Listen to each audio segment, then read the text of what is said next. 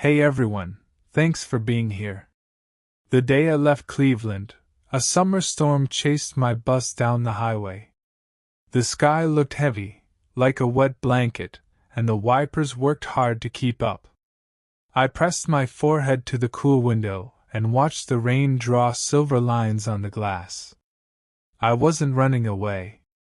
I just wanted a warmer life, a new rhythm, a place where the nights hummed with music and food trucks and a soft kind of hope. So I picked Austin, Texas. I had a backpack, a suitcase, and a small envelope of cash that my mom slipped into my hand at the station.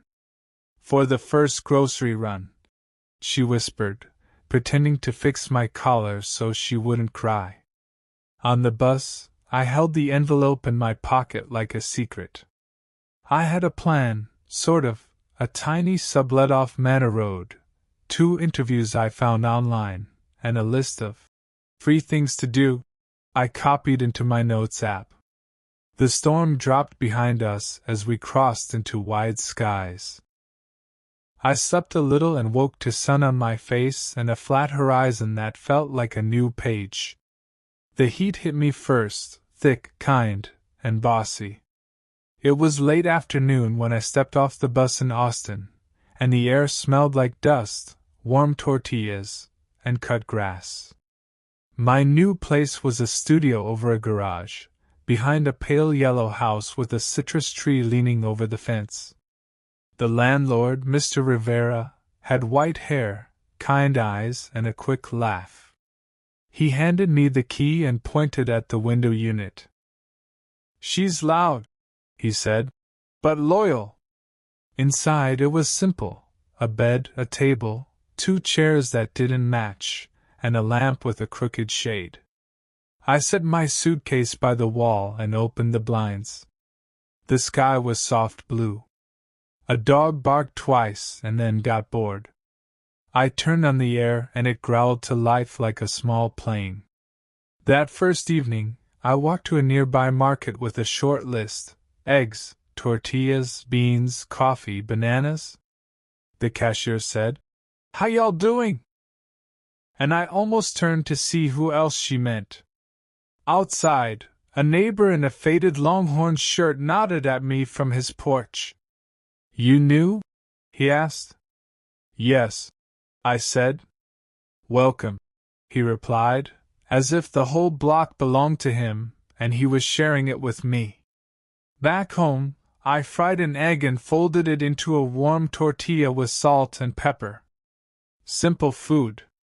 It tasted like a promise. The next day, I set up a small life. I put my laptop on the table. I stuck a note on the lamp: "Pay Internet Friday." I taped my bus schedule near the door. I made coffee in a tiny pot and drank it slowly, looking at the blank wall until it felt less empty. The city hummed beneath my window. Morning birds. A trash truck clanking down the street. Someone practicing trumpet badly and bravely. I made a plan for the week. Monday, interview at a print shop. Wednesday, interview at a cafe. Saturday, find a park and sit in it. I told myself. Small steps. No hero story. Just steady. The print shop sat between a taco stand and a nail salon. The owner, Ms. Kim, wore bright lipstick and moved like a person who knew how to solve things. "We do posters, menus, and graduation banners," she said. "You ever run a big printer?" I told her the truth. "No, but I learned fast." She smiled. "Everyone says that." She pointed at a machine the size of a sofa. "This is Gerald," she said. "He jams when he's jealous." I laughed at her joke and then showed her a few designs from my old freelance jobs. "Clean," she said. "No drama." I like that. She told me she'd call by Friday. The cafe interview felt like a warm-up. The manager asked me to carry a tray, make a fake latte, and smile like I meant it. I did. We like friendly, he said, and calm. I told him I was both. He said, we'll be in touch. I walked out into the sun and bought a cold lemonade from a stand run by two kids and their grandmother. First week in Austin? She asked. How can you tell? I said. You're looking up. She smiled. That's a good sign. On Saturday, I took the bus to Zilker Park. I kicked off my shoes and lay on the grass. People threw frisbees. A band played under a tree, not for money, just for the feel of it. I closed my eyes and listened. After a while, I dipped my feet in Barton Springs. The water was cold enough to surprise a person back into the present. A man in a straw hat walked by and said, "First time?" I nodded. "You'll be back," he said. "This place is like a reset button." That night, I texted my mom a photo of the pool and the blue sky. She sent back a heart and a message. "Proud of you. Remember to eat vegetables." I ate a tomato with salt and felt like I was doing life right. Friday came with 2 calls. The cafe offered me 25 hours a week. The print shop offered me 15 and a chance to learn Gerald's moods. I said yes to both. My calendar got busy in a good way. Mornings at the cafe, afternoons at the print shop, nights with a fan in the window and a notebook open on the table. I wrote little things, what I saw, what I heard, what I hoped. I drew a street light and a lemon and the outline of Texas like a kid. I taped 3 sentences to my wall. Show up. Be useful. Be kind. It felt like enough for now. On my second week, I learned the cafe rhythm. At 6 a.m., the city was half awake. Construction workers ordered large coffees and extra napkins. Night shift nurses wanted something sweet and silence. Students slid in with headphones and hope. I liked the rush.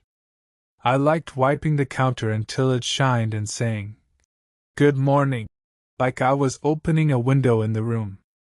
I learned to steam milk without making it scream. I learned to listen closely when someone said, "I'm tired," because sometimes they wanted caffeine, and sometimes they needed a quiet minute more than they needed a drink. At the print shop, I met Gerald properly. He was moody, like Ms. Kim said, but he loved a steady hand. I learned to line up paper, adjust colors, clear a jam without panic. Ms. Kim taught me the art of the test print. "Trust your eyes," she said. "Numbers help. Eyes decide." We made a stack of graduation banners that smelled like new ink and fresh starts. When a customer came to pick up menus for his new food truck, I carried the box to his truck and he paid me in a paper envelope and a breakfast taco that leaked a little salsa on my wrist. I licked it off and laughed. Texas has its own rules, and one of them is, accept the taco. I started to map the city in small, personal lines.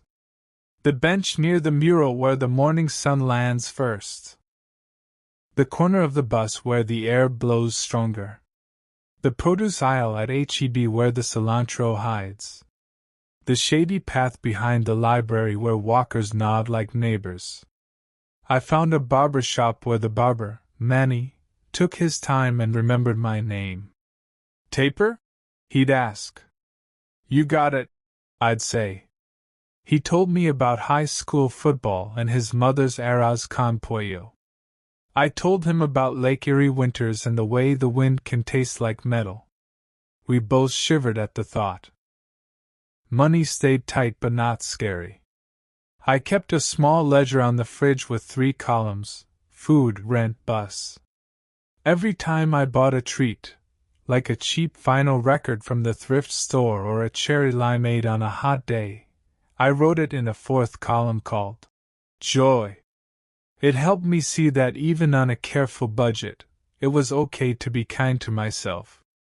On Sunday evenings, I called home. My mom told me what the neighbor cat was up to and how her class drew pictures of rain. I told her about Manny and MS. Kim and Gerald and the cafe regular who said my lattes felt like quiet little vacations. She laughed and said, "You found your people." Not every day was smooth. One Tuesday, Gerald ate a poster and spit it out in strips. Ms. Kim sighed, and I felt heat crawl up my neck. "Breathe," she said. "We fix it." We did, by starting over and moving slower. A week later, a customer at the cafe snapped his fingers at me. My chest got tight, but I kept my voice level. "I'll be right with you," I said. After he left, my manager clapped my shoulder. "Calm is a superpower," he said. I wrote that on a note and stuck it on the lamp under Pay Internet Friday. One night after work, I wandered into a free music night behind a bookstore. String lights, folding chairs, a small stage. A man in a denim jacket sang like Sunday afternoon. I stood in the back and felt my throat relax. Beside me, a woman with a camera watched the light more than the singer. "Always chasing the glow," she said to herself, then looked at me. "Sorry. Photographer talk." I smiled. "I'm Daniel," I said. "New here." She lifted her camera. "I'm Kara," she said. "Welcome to the good corner of the city." We talked about light and paper and how the sky over the highway turns pink like a shy confession. We didn't exchange numbers. We didn't need to. It was enough to know I could turn a corner and find a night like that. By the end of my first month, I had a routine that fit like a soft shirt. I woke early, stretched, made coffee, and wrote 3 lines in my notebook. I worked. I learned. I walked home slow when the air cooled and the crickets clocked in.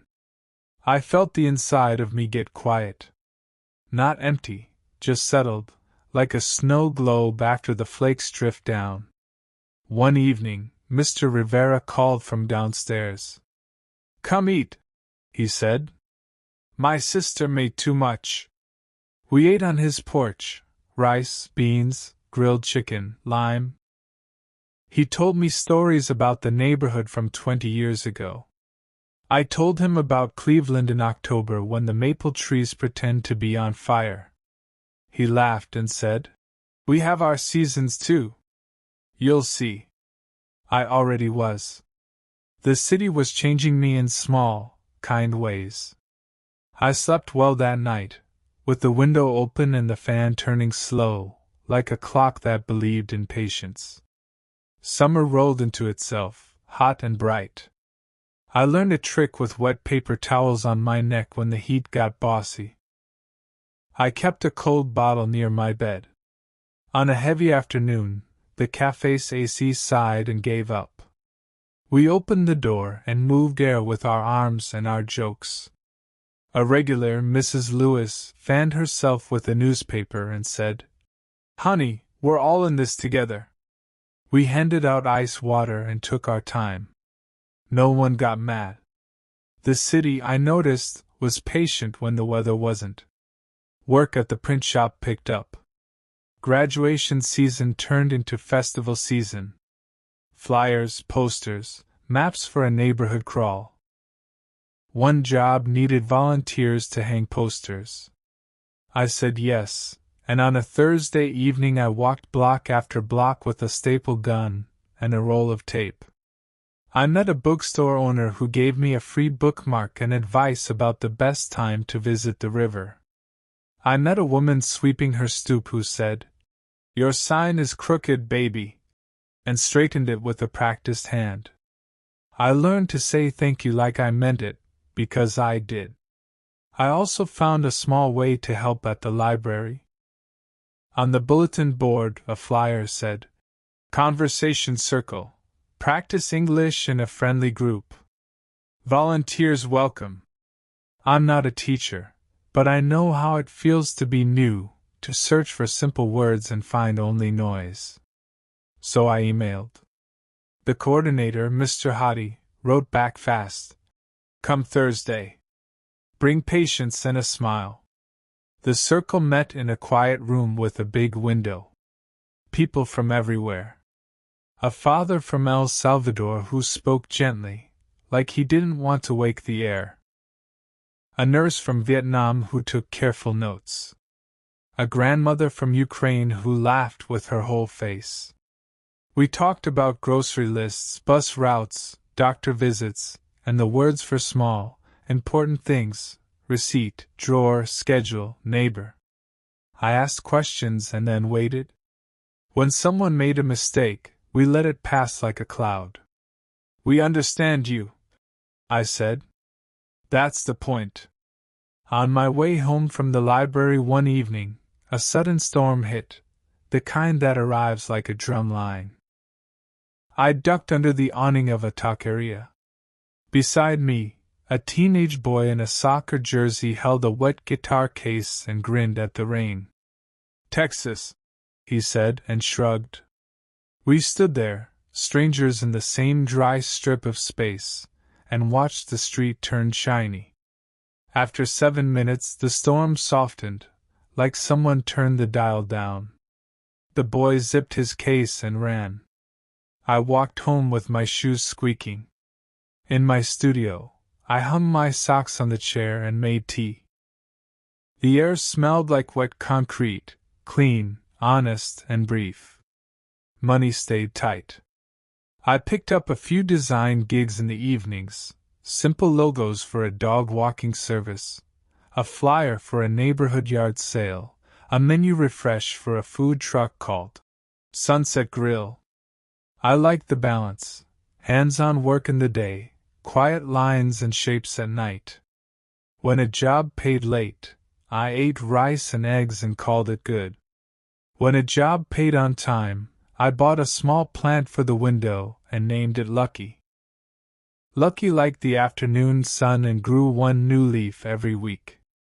I took that as a sign that I was, too. In August, the cafe cut everyone's hours a little. "Slow month," the manager said, apologetic. My stomach did that old drop, the one from the first week in town, but I kept my face calm. At home, I opened my ledger and did the math twice, slowly. Rent would be close. I messaged Ms. Kim and asked for more shifts. She gave me 2. I sold the thrift store record collection I wasn't really listening to yet. I canceled the music app for a month and switched to the radio. It wasn't fun, but it wasn't a collapse. It was a bend. I could bend. One hot evening, Lucky drooped. I Googled and learned about root rot and how sometimes too much help hurts. I set the plant on the porch to dry out and gave it space. It stood up slowly over 3 days. Watching that little recovery made me feel smarter about my own life. I wrote in my notebook, "Not every problem needs more. Sometimes it needs less in time." There was a small crisis on a Wednesday. Gerald jammed, hard, in the middle of a rush. The poster file was due in an hour. We tugged, coaxed, and whispered nice things to the machine. Ms. Kim looked at me, and I breathed like a person who knew how. I said, "Let's reboot and reprint 3 inches smaller." She nodded. We did it. The customer didn't mind. "I like small," he said. "More intimate." I laughed after he left, the relief soft and wide. Ms. Kim bumped my shoulder. "You're good under pressure," she said. "Don't tell Gerald. He'll test you." At the library circle, I sat with a man named Luis who worked construction. He was studying for his driver's test. We practiced signs and small words: merge, yield, shoulder. He asked, "What is right of way?" I drew a tiny road and little arrows, and we made car sounds like kids. He passed the next week. He came to the circle with a shy smile and a box of cookies for the group. "I can drive to work now," he said. We clapped like he won a trophy, because he did. I started to feel something like belonging. It wasn't loud. It was steady. It was Mr. Rivera waving at me from the curb. It was Manny saying, "Same as last time?" before I sat in the chair. It was the bus driver who didn't ask for my pass when my hands were full. It was knowing where the good shade was at 3 p.m. It was Kara at the bookstore show saying, "I like that blue hour," and me answering, "Me too," like I'd known it my whole life. On a quiet Sunday, I took a long walk by the river. Families cooked on small grills. A group of teenagers practiced a dance routine and yelled, "Again!" and then laughed when they messed up. A man sat alone with a chessboard, waiting. I sat near him on the grass, and after a while he looked up. "You play?" he asked. "A little," I said. We played 3 games. He won twice. "You see the board," he said. "You just rushed the middle." I thought about my leisure, my jobs, my plant, my friends. "I'm learning to slow down," I said. He nodded, like a teacher who enjoys a student's stubborn progress. When I stood to leave, he said, "Same time next week?" I said yes without checking my calendar. Sometimes the right answer doesn't need a schedule. It needs a habit. In the blue hour, walking home, I passed the porch where Mr. Rivera sat with his sister and a plate of sliced mango. "Try," she said, offering me a piece with chili and lime. The fruit was sweet, bright, and surprising. "That face," she laughed. "First mango with chili?" I nodded. "You'll be back," she said. "Everyone is." I was already there. By September, the heat stepped back a little, like a polite guest making room in the kitchen. Evenings felt kinder. I opened the window and the fan made a gentle circle of air. One night, I moved the table toward the window and called it my corner of good work. I designed a little sign for the library circle, printed it at cost, and brought it in a cardboard tube. "Looks official," Mr. Hottie said, tapping the corner like it was a living thing. We set it by the door, and the group grew by 2 new faces that week, a dentist from Iran and a college student from Korea. I asked everyone to bring a sentence from their week, just one, to share. "I fixed a broken tooth." "I missed my bus." "My son likes his lunch now." We clapped after each line, not because they were fancy, but because they were true. My hours returned at the cafe, and the print shop stayed steady. The money worry loosened its hand. I bought a second plant, smaller than Lucky, and named it Maybe. I found a used bookshelf on the curb and carried it home on my back like a turtle. I filled it with a few paperbacks, 2 notebooks, and a framed photo my mom mailed of our street in winter, the snow stacked like whipped cream on the mailbox. I missed home in small, strong ways. The sound of the furnace settling at night. The way boots make new creaks in old wood. But I didn't feel torn. Missing and belonging can live in the same house. I learned that by sitting still long enough to notice. I saw Kara again at another backyard show behind the bookstore. She remembered my name. "You still looking up?" she asked. "More often," I said. We talked about morning light. She showed me a photo of the river at dawn, quiet and silver, like a held breath. She said, "People think the city is busy, but it also has these wide, empty moments. That's why I stay." I told her about the library circle and lease and the driver's test. She said, "You've made a small map for yourself." I said, "Yes," and felt the truth of it in my chest. One Thursday, Ms. Kim asked if I could open the shop. She had a dentist appointment. I arrived early, turned on the lights, greeted Gerald like a roommate, and brewed a small coffee in the back. The quiet felt good. I put on low music and swept the floor. When the first customer arrived, I held the door and said, "Good morning," like a person who owned calm. At lunch, Ms. Kim came in with cotton in her cheek and gave me a thumbs up. "You're the kind of person I can count on," she said, a little mushy from the dentist, but the words still sharp. I wrote that down later, not out of pride, but to remember that people noticed the simple stuff. The library planned a little open house to show the neighborhood what we did. Mr. Hadi asked me to speak for 2 minutes. "Just say how you felt when you were new," he said, "and what helped." My heart did a small flip, but I said yes. I wrote a few lines on a card and practiced out loud in my studio, smiling at the crooked lamp like it was a nervous friend. The night of the open house, the room filled with small chairs and bigger hearts. I stood, held the card, and told the truth. When I arrived in Austin, I had a suitcase and a plan made of soft pencil. What helped was not magic.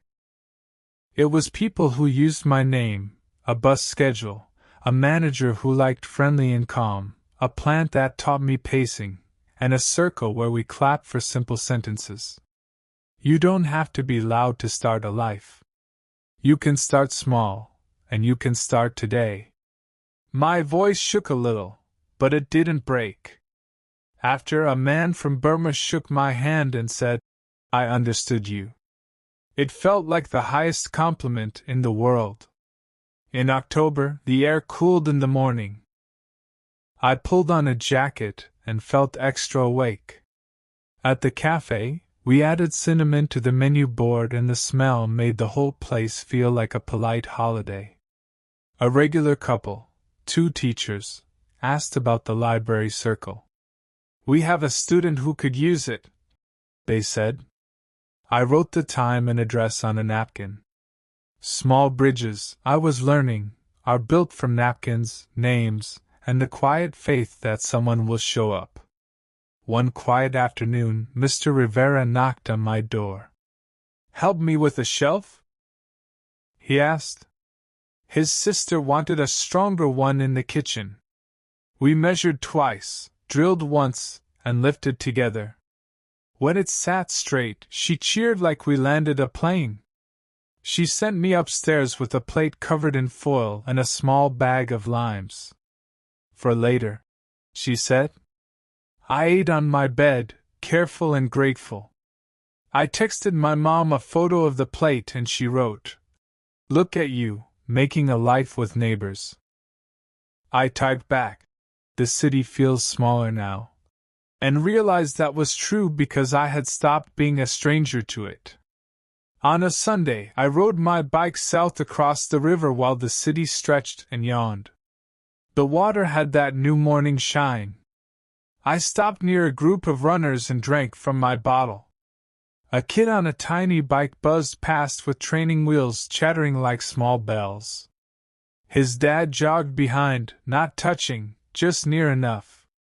"You got it," he said. The boy shouted, "I got it," and almost fell and then didn't. I felt that sentence land in me. I didn't say it out loud, but I carried it home.